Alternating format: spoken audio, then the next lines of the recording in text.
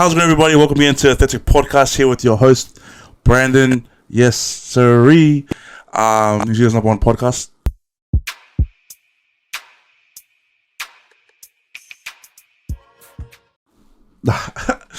Joining me today, we got a special guest today, guys. Get your red carpets out and get ready for none other than my brother here, Shawn Tuione. What's up, brother? How's it going? I'm good, man. How are you? Good. Excited to be here. Let's go. Finally, we have we touched bases and we're able to actually, get in touch and actually get online together. So it's good. Bro, we'll start off with the back. Hey, just go ahead and introduce yourself, bro. Just give us your name, where you're from, and then also a little question on the side. Favorite music artist right now? Favorite music artist? Well, Brandon mentioned it. My name is Shawn Tuione. I'm 23 years of age, from South Auckland, New Zealand. Yes, sir. Up. Let's go. Let's see. I'm currently residing right now in Laie, Hawaii.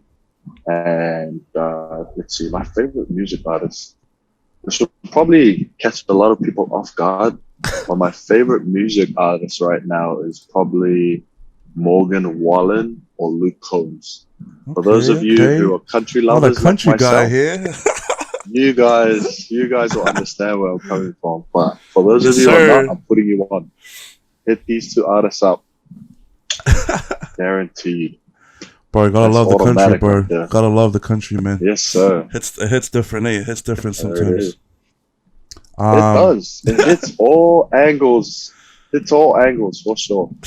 Don't put that in your podcast. That sounded weird. All angles, bro. All angles, all directions. Let's go. Yeah, bro. So right now you're currently in Hawaii. And you're going to school, right? You're over there studying. And I guess just give us a bit of background, brother. Like, you're going to BYU Hawaii. Talk to about actually you're living here, right? Then now going to pursue education in Hawaii. Talk to us about your experiences you've had and how has that made an impact in your life so far? Yeah, so it was just like every other kid growing up in Auckland. Went to schools, got to feel the vibe over there. And school in New Zealand is fun, man. Like it's the best experience. And I played a lot of sports. Not necessarily at the top level, but I did play a lot of sports. And straight after high school, instead of trying to pursue maybe a sport or whatnot, I decided to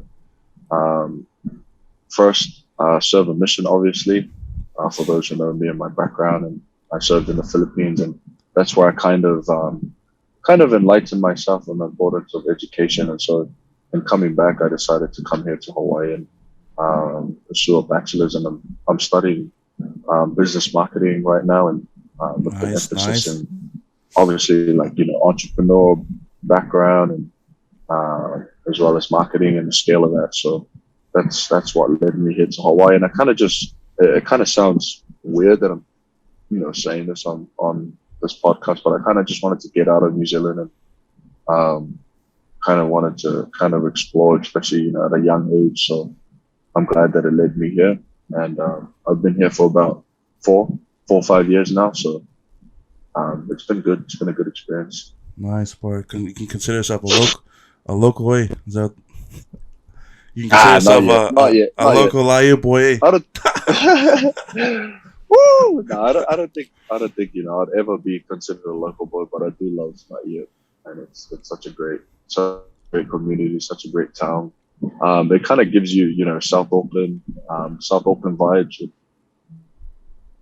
just having a very tight knitted community, and but Laie, it's different here, and I could tell you about it, but you just have to come. That's experience today, bro. Some things you just have to experience, right? Some things you just have to experience. Yeah. Some things you just got to experience. You just got to know for yourself, 100%. 100%, bro. 100. I guess touching on education right there, right? You just mentioned education, how important it is. I guess, you going to be in Hawaii. What, um, I guess, how much of an impact do you feel like education is for Pacific Islanders here, especially in Hawaii, or one people that want to go over there pursue education overseas? Like, I guess, what is your thoughts on that statement? Yeah, that's a great question. Auckland, AU, AUT, MIT, all of those universities back at home, Otago, Wellington, those are all great universities. But I think for me, what I wanted to uh, kind of like overshadow my education was experience. Yeah, yeah, yeah, Not only gaining secular knowledge, but gaining connections and experiences. So yeah. I wanted to come to Hawaii, one of the most diverse schools here in the United States, and I wanted to build connections with people, build my networking, especially in a degree such as marketing. That's what your emphasis is connections and networking. And so that's pretty much my lead cause for choosing BYU Hawaii. Mm-hmm. Not only did I want to get out of kind of my circle in my bubble in New Zealand, but Yeah, yeah. I wanted to experience a broader view of the world, and that's in meeting new people. We have so many cultures, so many people of different ethnic grounds or backgrounds here in Hawaii, and being able to talk with them and to build genuine connections is something that I value. It's something that Hawaii offers. So it's pretty much 100%, bro. all of me being here. 100%, bro. Yeah. Just love what you're talking about. About I guess broadening your horizons. Like, because like gain different perspectives, right? Sometimes I guess it really does help, or it adds towards our knowledge, that gain a different perspective on life, gain a different perspective, on education, no matter what it be. Like, for example, like learning here, right, and then experiencing, I guess, to put into an analogy, the sun shines different around the world, right? But we all have the same sun. But Yes, sir. You have different perspectives, right, from each. But the light is, wherever it goes. So like just focusing on that certain aspect, right? People need to. It's always good to don't be afraid to actually go out and search different horizons and go get different perspectives on life, right? Especially with networking. Yeah. Networking, 100% important in terms of business, marketing. There's people that you might not. There's people that you would never have met, right? That you like. Amount of people I talk to, they go to uni or college, whatever it is.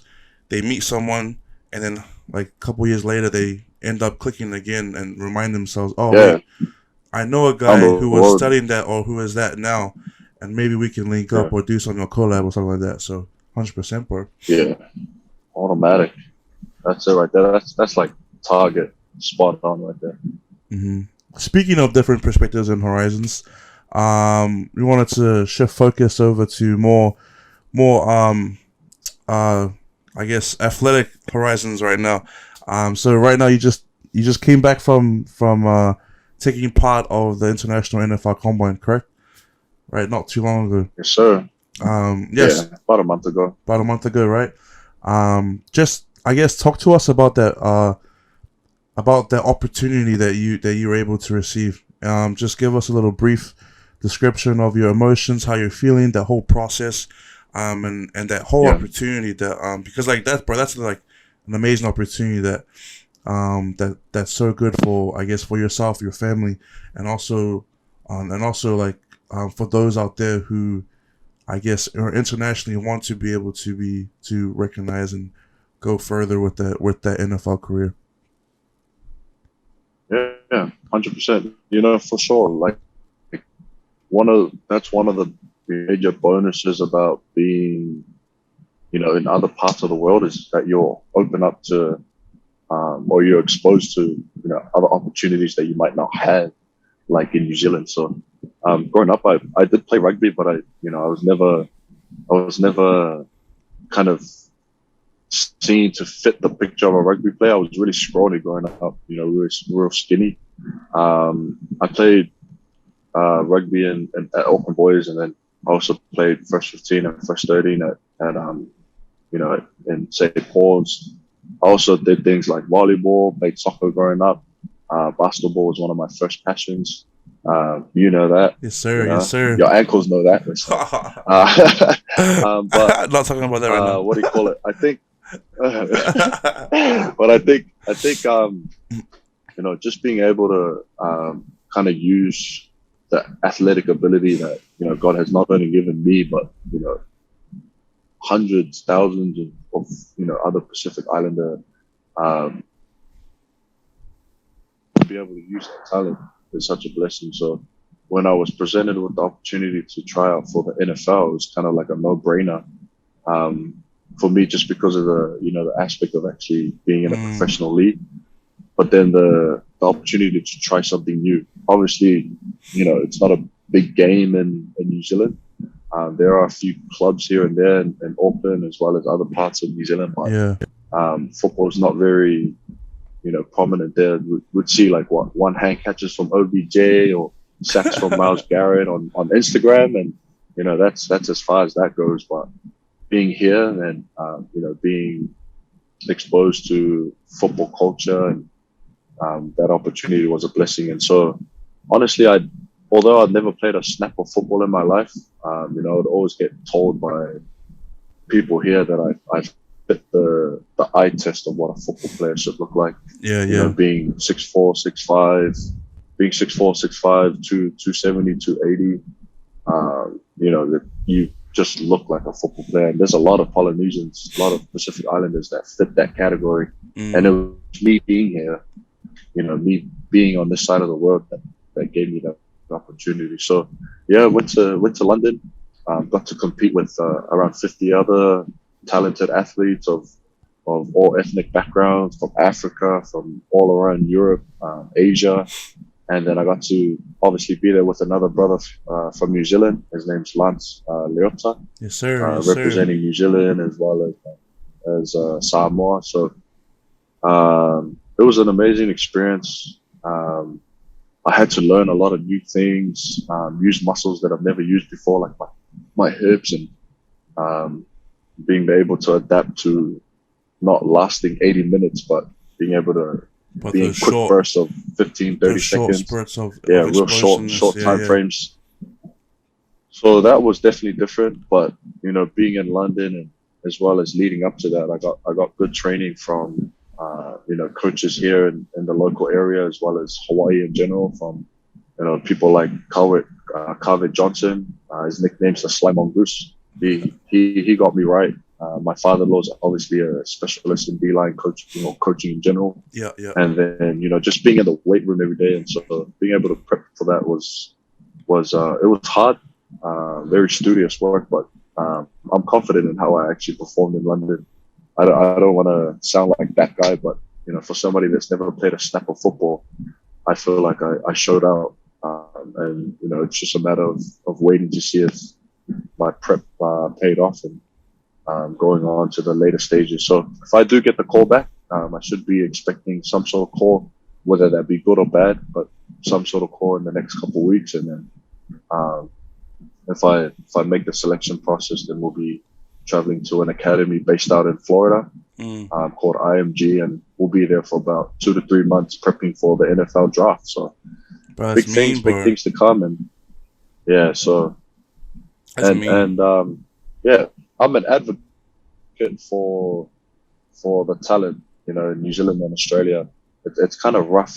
You can see the different cultures around sports, and in New Zealand, you could be like, you could be the best guy on the field, but have the certain skill that they're looking for. You get cut, and that was me. I was a tall kid, but I never really was skillful in that manner, and I didn't make teams in high school. And that's just the way it is. So, but here in America, they switched their mentality because they've invested so much in facilities and training. You can teach a player a certain skill, but you can't give somebody a pill that'll make them 6'4", 6'5", Yeah, yeah, yeah. or You 6'3", you can't 270, teach size, 250. eh? You know what I But mean? you So can teach skill. yes, Yeah, yeah. you can't teach size, but you can't teach skill. But in New Zealand, you can have the size, but if you don't have the But if you don't skill, have the man, skill, yeah, yeah, yeah. yeah, 100%, yeah. bro. So different cultures around, athletic ability and sports. So it's one thing that I've been able to Mm, utilize here is that different culture. yeah. But that's the thing though, because like we think about it, like it's just an opportunity, you know. And when you get those opportunities, right, you gotta go all in, right? You gotta go 100. You gotta go 100%. It just takes me Yeah, back, like doors of little quote, right? Doors of opportunities are always open or always unlocked. You just never know unless you open them. You know what I mean? yeah, So like yeah, sometimes for we, sure. I guess, and that's mean for you, bro. Like because you going out there, taking an opportunity, giving your all, the preparation you've been doing for that specific, right? That specific opportunity, bro. It's amazing. And it just shows, Yeah, and yeah, and some people may envy or be jealous, but like I guess like to each their own. But you just gotta know like opportunities are always given, and those who give 100%, bro, it always comes back, always comes back full circle. yeah, yeah, yeah. It's funny you say that, man. Like, don't be jealous of me, man. Like I was like a Ioane or I wasn't like a Rico Ioane or what do you call it? Hoskins to it in high school. You know what I mean? So if I can do it, it's then anybody can do it. So it's just a matter of being able to take in other parts of the world. So Yeah, bro, 100, bro, 100%. I guess moving on. I guess speaking about you know opportunities and everything. Has there what's one thing I guess has there ever been oh sorry, has there ever been a failure in your life that you're most grateful for? Yeah. There's been a lot, man. Um, I've been I've been in a lot of situations where I failed. Um, but it's as cliche as it sounds. Those are what make you. Those are what shape you. So I think for me, one of the failures that I don't want to say proud of, but I'm glad that actually manifested in my life was uh, being able to move um, from Auckland, New Zealand to Tonga. So I went to one of the most prestigious schools in if not Auckland, in New Zealand. You know that school very well because you went to our rival school. So for those of you who don't know, Brandon, this is my best friend, and we played together. And I went to Auckland Boys, and Brandon went to King, so there was always kind of a banter there between us. Grandma. But my fifth form year at Auckland Boys, I got into some trouble, and that led me to attend school in Tonga. So I went to school in Leohana, in Tonga, and that whole shift of culture and shift of setting and shift of environment, um, although it sucked at the time, looking back at it now, it was Mm, something that I really needed to kind of ground me as a person. So um, I'm grateful for that. Um, although I gave up, maybe playing for first 15 and getting my name up there at Auckland Boys.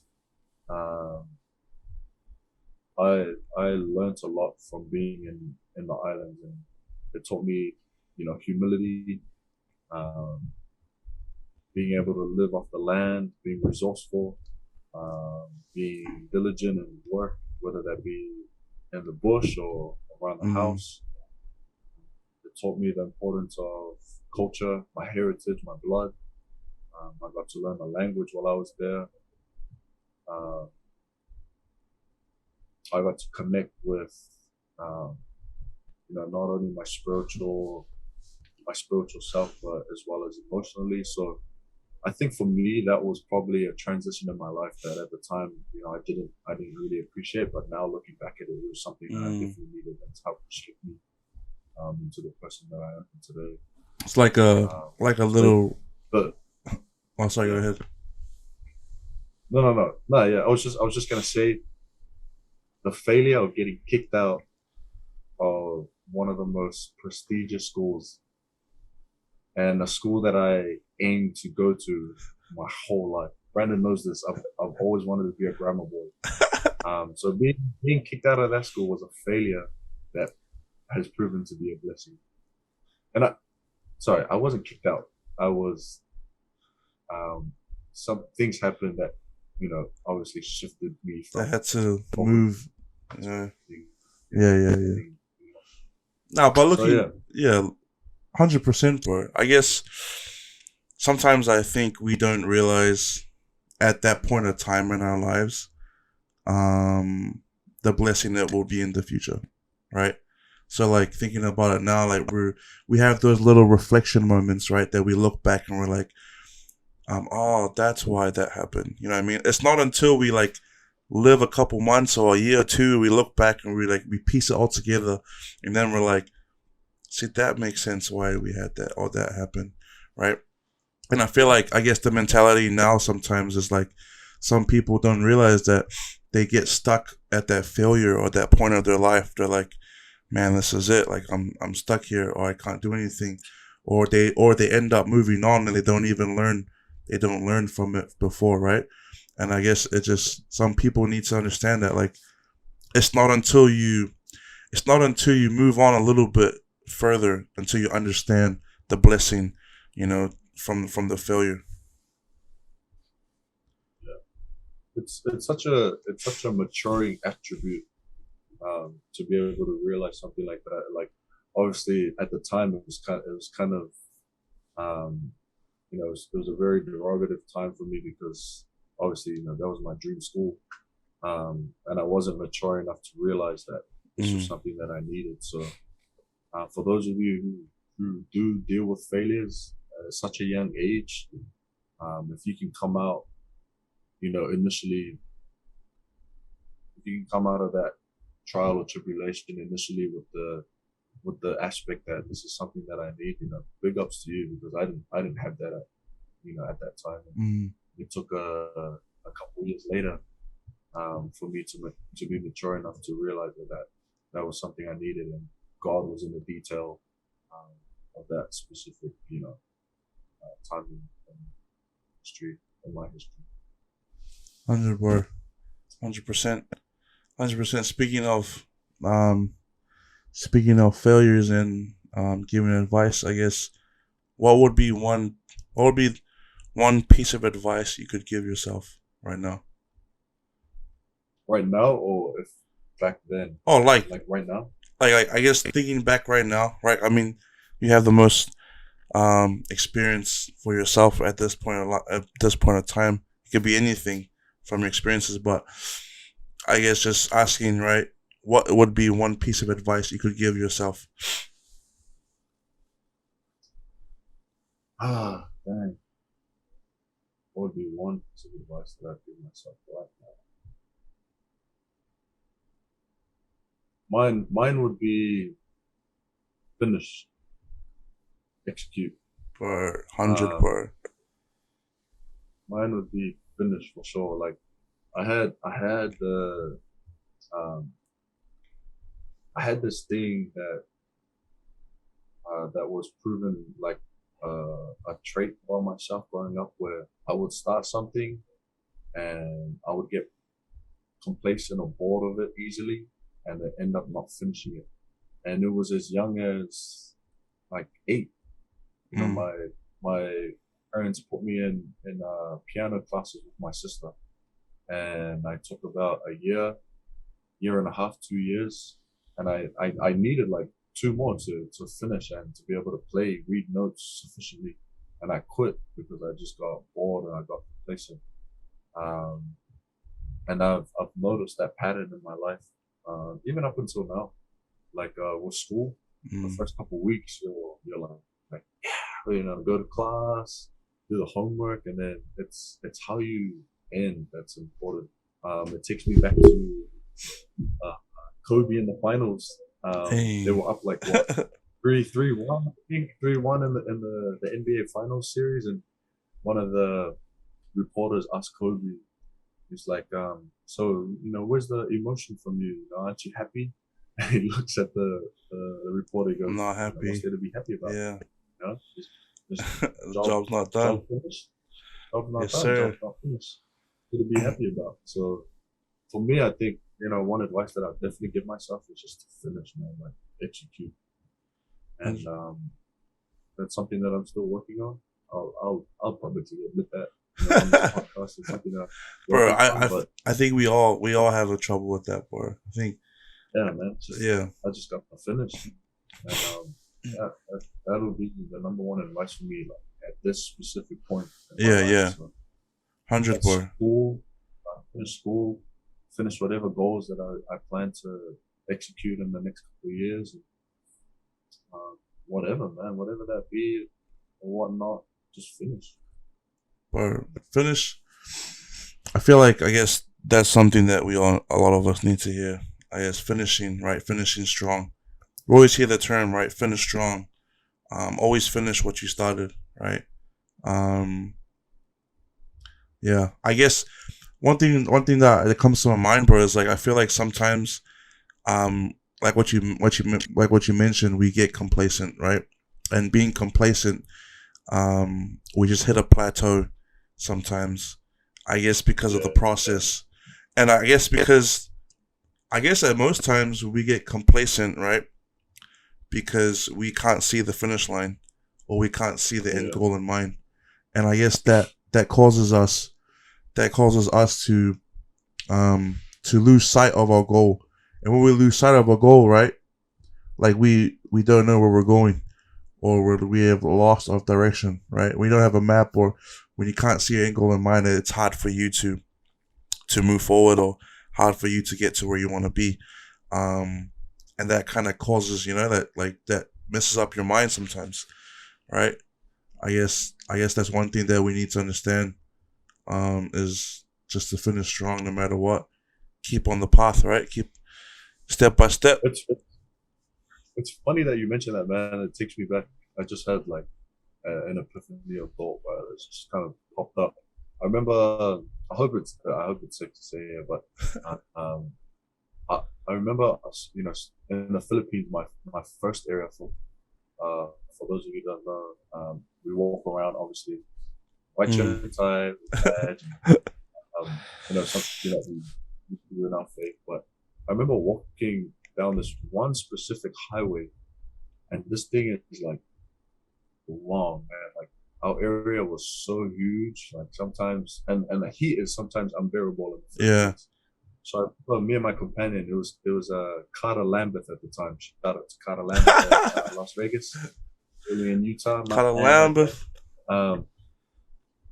But yeah, so me and Carter were walking down this highway from a house that we had just finished. We had just finished being at, and I was complaining the whole time just of how hot it is. Are we almost at the end of the road yet? And Carter stops me in the middle of the road, tells me to look back, and I look back, and we had walked so far. We had walked so far, compared to maybe just a couple hundred meters, Yeah. to finish on the highway. And he told me a valuable lesson that day, that when we're on our goal, or when we're on our journey to our goals and to achieving success, whatever that may be for you or what have you, he said sometimes all it takes is to stop and look at how far we've come rather than think about how far we have left. And I that like hit that, me bro. That's because I like that. that humbled me right there, because the amount of kilometers or miles or what have you we walked was so much more Mm, than what I was looking at in the front, which was probably just a couple hundred meters left before we came to the end of the road. So you taught me a valuable lesson of just maybe stopping and yeah, realize how far you've actually come compared to how much further you have left to go, and remind yourself of the struggle, remind yourself of what you needed to get over and the stumbling blocks to be able to be at that specific spot. bro. So that just came to mind, Hundred and I hope that percent, was a bro. gift. But I'm just like thinking about it. Like sometimes we don't realize, right? We don't realize how much work we've actually done before quitting, right? Like if you think about it, like imagine when like the old saying when we're working out on Happens Mondays and all stuff. the time.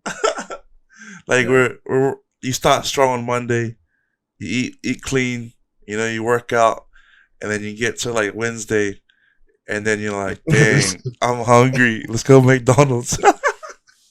Yeah, bro. And then you You know don't what? realize, like, Bro, it's a waste of how far you've come and how many miles you walk, and you're complaining about a couple hundred meters. So shout out to Lambert, shout out to Carter for teaching me that great 100, lesson, bro. That's a mean especially one. at an early stage of my mission. I needed that for sure. Bro, that's a good lesson, bro. That is 100% good lesson.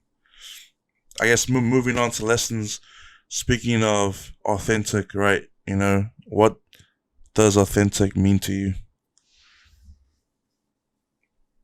Dang, I was gonna say something cliche like, oh, I mean being real, whatnot, but I'm pretty sure you want something more deep from me. It's not what I want, man. It's whatever you feel. I It's gotta tap into something to deeper answer to your question. What does authentic mean to me?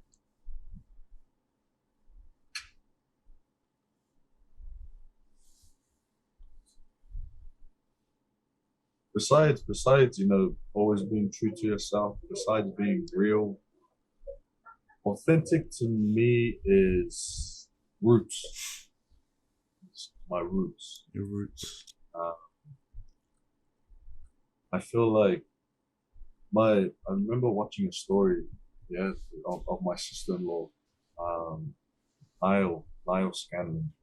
She's she lives in Utah right now. It's my wife's older sister. She shared a story of how she had a thought of our ancestors and what kind of dreams and aspirations they had. And it came to her mind that she was living the dreams and the aspirations and the goals that they had for their prosperity.